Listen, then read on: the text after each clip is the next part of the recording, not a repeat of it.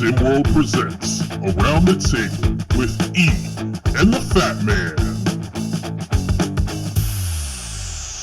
What's up, everybody? It's the B.O.B., and I'm here with my man, E. How are you doing today?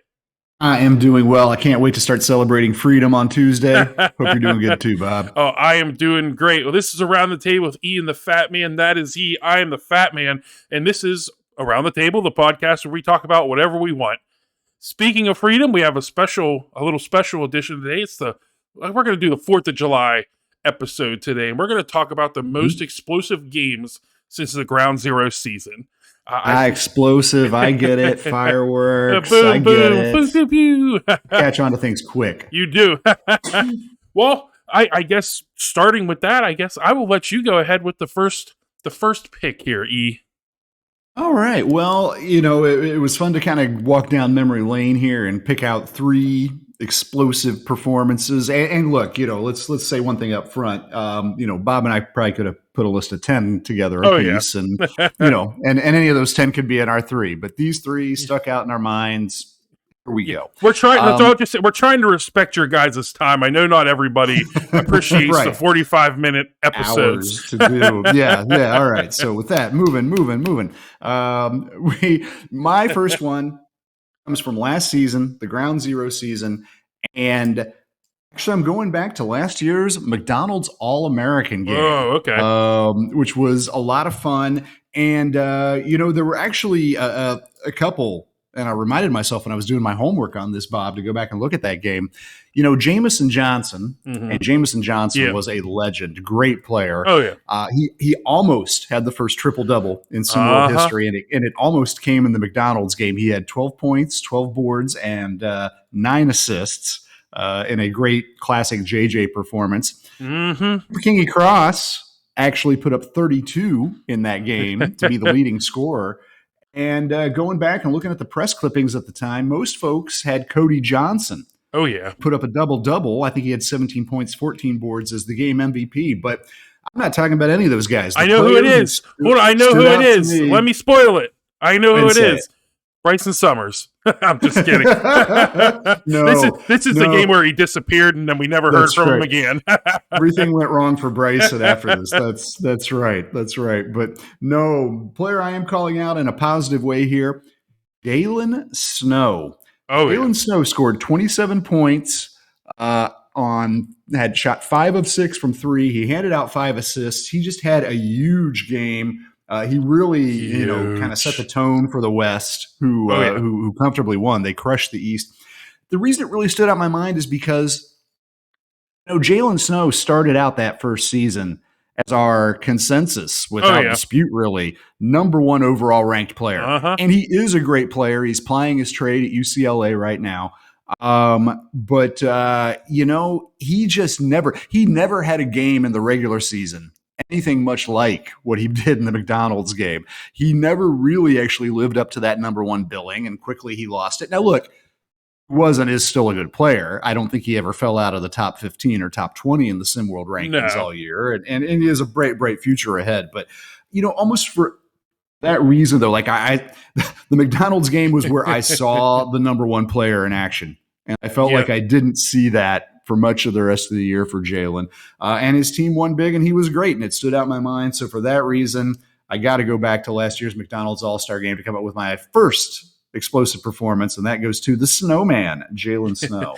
I think that's a really good pick. Yeah, I mean, that game, he showed us, playing with all the talent that he played with, he finally showed us why he had been considered the number 1 pick, or the number 1 overall player to start the season.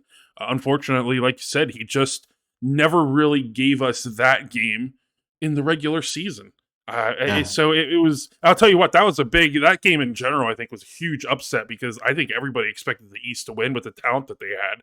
I mean, it's hard to argue. I think I'm trying to think off the top of my head. Was it probably Cooper Kingy Cross, Che King, maybe not Trey Turner. I know Johnny Baldwin and Jamison Johnson probably on the starting lineup. Like, who would expect a team like that to not win. Well, right, sure. Except for the fact that you're going up against, right, Glory Tate. Yeah, Glory Tate there. Cody and DJ Childs. That's the fun of the All American games, right? Yeah. Well, I like to say, great pick. I'm gonna stick with the Ground Zero season for my first pick, and it's a twofer. I'm kind of cheating here, and I'm gonna go with on April 27th of last year. We got to see the New England Select, now known as the Originators, and the Washington Stars, now known as Run DMV, go up against each other. And we knew there were three teams to be worried about last season on the East side. It was Washington, New England, and New York. And when these teams got together, there was always something explosive that happened. I could go with a little bit later in the season, Johnny Baldwin had a 45 game against New York. But I'm going to go with this particular game against the Washington Stars. Johnny Baldwin put up 42. Cooper Kinchy Cross put up 43. It was their stars just battled it out that entire night. And that's what you like to, whenever you have two stars show up, you want to see them going at it. We've seen it earlier this season with when DJ Wagner and Bronny James went up against each other. Or when, I hate to keep mentioning DJ Wagner and at least Darius Outlaw, like they go at it, and you like to see them. And this was probably the biggest game for both of these players. I mean, Johnny Baldwin, again, 42, 8 rebounds. Cooper Kinchy Cross, 43 points, 7 assists. And it was a solid game. I mean, Washington came out on top, 88-83. But on both sides, the stars really shined on this game. And it was just every single second, you're like, oh, who's going to... Because I think this particular game was... every time one of them scored, it was like, okay, this is the scoring record. This is the scoring record. So, I mean, and Cooper Kinchy Cross at the time finished with the 43, which was a scoring record at the time before Baldwin took it against New York later in the season. So, yeah, that's my first pick. That's a great shout. I mean, look, two players scoring 40-plus points in one SimWorld Hoops game. I feel like I say this sometimes during broadcast because I got to remind people, it's a 32-minute game. These kids are playing like 26, 27 minutes at most if they're not getting much rest. You put up 40 in that kind of time frame. I mean, well, King Cross averaged more than a point, averaged better than 32 points a game last year, which is insane for this level. But for two guys to do that, and of course, Johnny Ballgame Baldwin, great player. Coach Alyssa Dodge had a lot of fun with him last year, and that was absolutely one of his best performances. Oh, yeah. And certainly, one of the best combined sort of two stars duking it out, going at each other that way. So I like your shot there, Bob. I'm gonna put the ball back in my court, throw out my second, and I'm still keeping one foot in the past here. I'm going back once again, digging into the well of last season, and I don't know, the box score in the game I'm about to cite here isn't as dramatic as that one you just did, Bob, but the circumstances couldn't have been a whole lot less infused with drama. And this is the championship game of the SimWorld National Tournament last year, what we call the race to one now. Well, this is where the one was determined. It came down Pacific Northwest taking on Southeast Select, the same Southeast Select this year with Trey Turner. And Trey put up 22 points and shot almost 70% from the field, but the rest of the team couldn't throw the ball in the ocean because I want to call out these two guys on the other side, Pacific Northwest, Cody Johnson and DJ Childs, combining for 50 of Pacific Northwest 71 points. DJ putting up 28 points, 6 rebounds, 6 assists, and Cody Johnson, a double-double, 22 points and 11 rebounds. Just a dominating performance from those two, and really capping off a dominating run they had at the end of the season. Pacific Northwest did not start the year fancied as one of the teams that was going to be there at the end of it. And hey, that should give you some hope right now if maybe you're a Heartland Zombie Stars or a Gulf Coast or something like that. Like maybe you weren't talked about the first month or two of the season that month, but you can come on. And last year, Pacific Northwest certainly did. You new players, I know there's a lot of new guys out there that didn't get to see a lot of the the Ground Zero season. But there's some footage up on Discord. Maybe you guys have played against them, seen them even in some scrimmages in the off season, but Oh my Lord. DJ Childs and Cody Johnson, just they had a psychic connection, should have launched their own phone hotline and, really just worked together on a team that quite frankly didn't have a whole lot going for them outside of those two guys.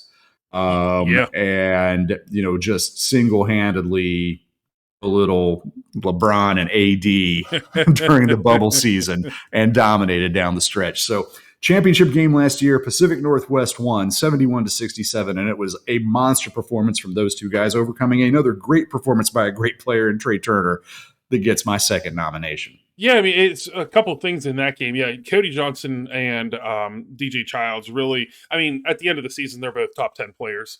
But they just, we never knew. With DJ Childs, I was always on the fence with him, but that championship game really, it solidified to me that he was a great DJ player. Started the season like the 48th or 68th ranked player in SimWorld. Again, not a and then goes to show you. But I will. This isn't going to be one of mine, but an even more explosive game that Pacific Northwest, now known as Cascadia, had last season. It was the next game they played in when we had the international champions play. They got upset by Africa. Africa was just, they were huge last season. They don't have that same advantage this season, so you see them struggle. They still got AG Fabenle, who's a great player. They had him last year and this year. But really, I mean, it's when you beat a player like Trey Turner can really take over a game. And what blows my mind is that Trey Turner has gotten even better. I mean, he's two 3-pointers away from breaking LeGerald Carroll's 93 3-pointers made record. I mean, Trey Turner was second. Yeah, he was second last year with 83 threes made, shattering that record. And even his percentage has even gone up. Last season he was 0.624. This year he's 0.639. So I mean, he's getting better and he's shooting more. So it's like he's going to be a great player. He's probably. I wonder who we could really compare him to. Like, what's he going to be in the NBA? My concern, here's my biggest concern is I don't want him to turn into a Jimmer.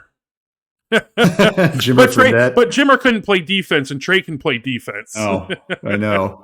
Fun Jimmer Fredette fact. I mean, first of all, it is just crazy. Like, right, we can joke about a guy like Jimmer Fredette, and if we saw him on a court, if we were playing a pickup game, you'd be like, oh my God. Yeah. He wasn't NBA. He wasn't a top NBA caliber player. I think actually last I heard about him, and you can go check me, you all got Google the same as I do. But I think he was playing in the CB, the Chinese league. Yeah, I think he was blowing up. I think he was blowing up the Chinese league. I think he scores 80 points a game over there. I really think he does. He's incredible. Yeah, no, I mean, he's a great scorer. It just, when it came to like the athleticism side of things, like it didn't transition to the NBA. But I mean, whatever, playing the CBA, still good players over there. Well, right, and Trey Turner is a good defender. It makes me think maybe an interesting comp for Turner. Eric Gordon. Oh. And Eric Gordon's had a nice NBA career. Again, I'm not saying he made all-star team after all-star team. And I think that, and I will say this, I think Turner's ceiling is higher than that, higher than what Eric Gordon has done in the pros. But, really strong kid, good defender, obviously a good shooter. And he's been in the league for 15 years now, and still carving out a role out there. Yeah. Maybe somebody like that is at least like the baseline of expectation for what we should have for Trey Turner. But hopefully, enough of our Trey Turner man crushing. Yeah, we were going to keep this below 45. Yeah, all right. Yeah, we'll do. We'll go. I'll move on to my second pick then, and okay. I'm going to jump to the here and now. I'm going to go with, and I hate to do it because I just talked about the originators / the Northeast Select last season. Or wait, what did I say? I said Northeast Select. We knew what you meant. What am I doing? The originators. New England Select is who I meant to say. There we go. I don't want to harp on these guys, but probably the most explosive game that we didn't see coming this past season was when Kadarius Loftus put up 43 points. I mean, he went, 12 3-pointers made. He was 12 for 16 from 3, 14 for 20 the entire night. And I mean, it's those types of games where, and this is also the game where Victorious Ilgauskas almost broke the block record. He had 7. He had himself a double-double. Almost had himself a triple-double with blocks. But Kadarius Loftus just went off. He wasn't missing. And this was the game where everybody was like, maybe this is really the guy. Like one of the, not more than DJ, but you see DJ kind of takes a back seat and lets his teammates kind of pick it up whenever he sees it. Mm-hmm. He's not gonna be the only guy. He's not gonna force himself to keep the ball whenever he knows other people are on fire. And that Kadarius Loftus 43-point game, it was a shocker to me. I did not expect it at all. I would have expected if you told me DJ Wagner did that. I'd be like, yeah, I kind of probably expected at some point that would happen, but not Kadarius Loftus. And it makes me wonder if if Gotham 5 was able to keep Kadarius Loftus, I wonder if Coach Pilardi would still be there. Right. Yeah, might be enjoying the coaching a little bit more this year. I want to stick around for that.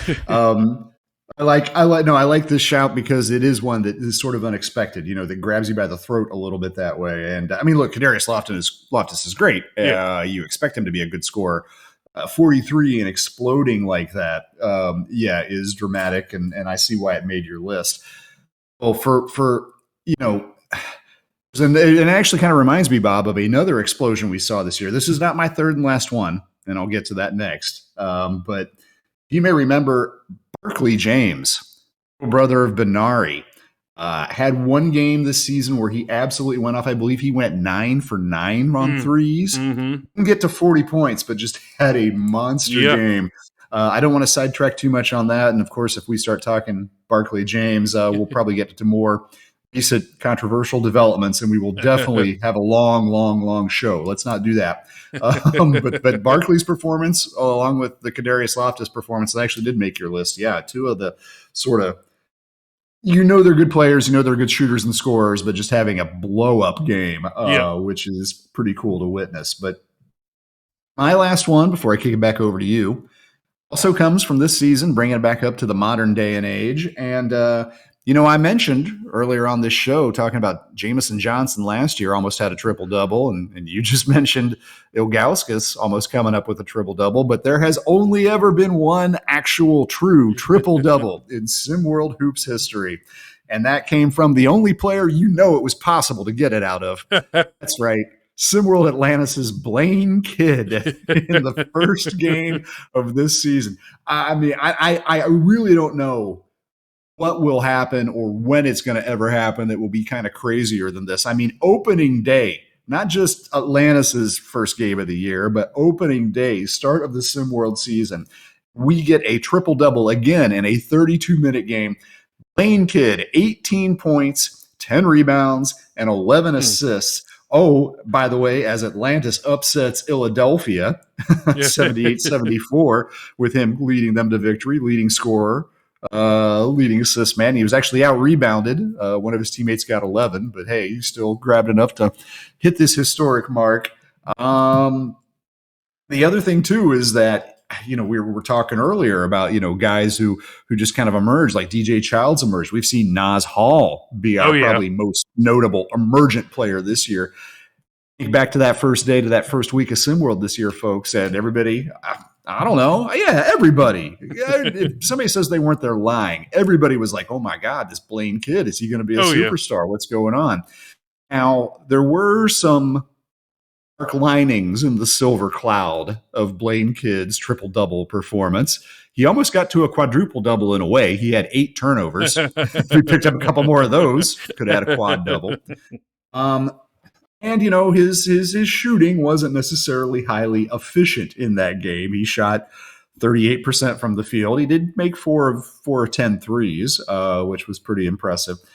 But suffice it to say, we really haven't seen that triple-double Blaine Kidd come back ever since then. No. He's actually now just the second leading scorer on Atlantis. He's averaging a respectable 14.4, 3.5 rebounds and about 3.5 assists a game.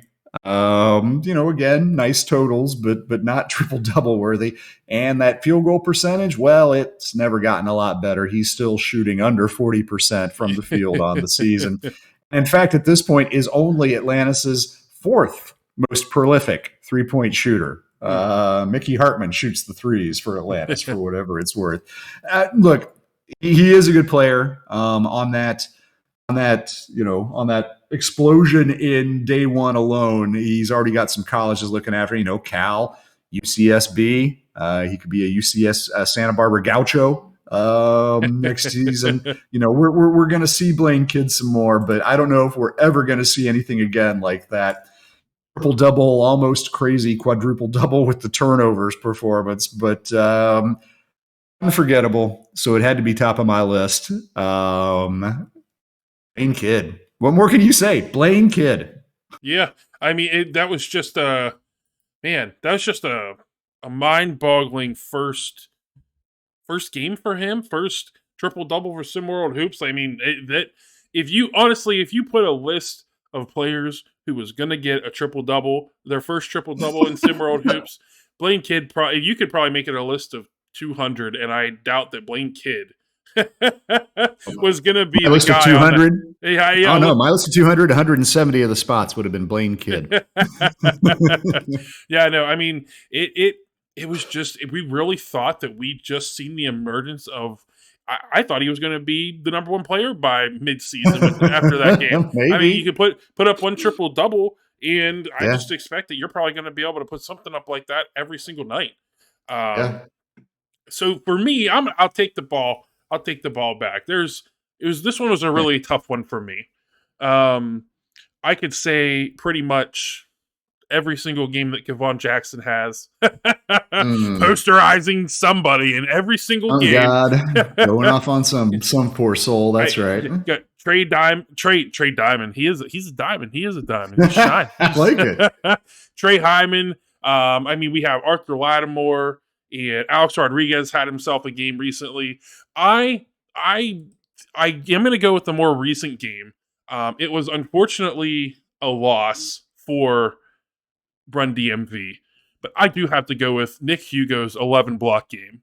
And that was just, it was outstanding, and he was very, very close to a triple double. 1 rebound away from a triple double. He was only 4 assists away from a quadruple double. We could have had a quadruple double there if he wanted to. But yeah, I mean, it was a loss to Blaine Kidd, SimWorld Atlantis. I wanted to throw again. All these kids, like, they have some big games here and there, but he really came out not too long. It's actually the next night. Nick Hugo had 21 and 17. I mean, just overall, he's really come on here at the end of the season, which is what Run DMV really needed. So they're sitting at 13 and 9 right now, and if Nick Hugo can continue to improve the way he has, especially those 11 blocks, man, it's crazy to me. And that was he finished in the third quarter, so he was on pace for like 20 blocks that game. He got a little tired, I guess, but yeah. But I got to go with the record-breaking 11 blocks in a game by Nick Hugo. Hugo, we got to come up with a good nickname for him. Nick Hugo, maybe the artist after Victor Hugo. I don't know. We can figure something out here. But the thing is like, I mean, first of all, just great performance. Just look at the numbers and forget everything else. But it's a dirty Hugo, from Maestro. Hugo is a little bit like Evangelos Mullins out west for Best Coast in that. Undersized power forward center. I mean, I think Hugo goes, what is he listed around 6'7", 230, something like that? I think so. I mean, big, strong kid, just like Mullins. But, in terms of like his prototypes or whatever, it's more like a undersized Bam Adebayo, right? Or for those with longer basketball memories or a little more few trips around the sun under your belt, maybe Corliss Williamson, comes to mind for like the kind of player, just sort of based on his size and shape and what he does out there. I love it. Big Vic Hugo. Vic Hugo. There I go. Nick Hugo fan. You just had to find a way to get Victorious in there, didn't you? I did. But no, that's definitely been one of the absolute standout performances of this season. And actually, maybe we should look for that on the calendar. Can't wait to get Hugo squared up against Mullins. Basically, let those two physical twins go at each other. Well, Bob, I think that rounds us out. That's 3 explosive I was trying to think of other good words that would work in a fireworks, so we'll have fourth context with that, parabolic, something. Sure, something like performances. that. Yeah, sure, why not? But no, I do like. I'm a big fan of the ones you pulled out today. Definitely gave me some memories. Hopefully, everybody out there listening also either got a little education on the past or took a good little stroll down memory lane too. Oh yeah, well, we appreciate you guys as always for listening, and we'll see you on the next one. Happy 4th, folks.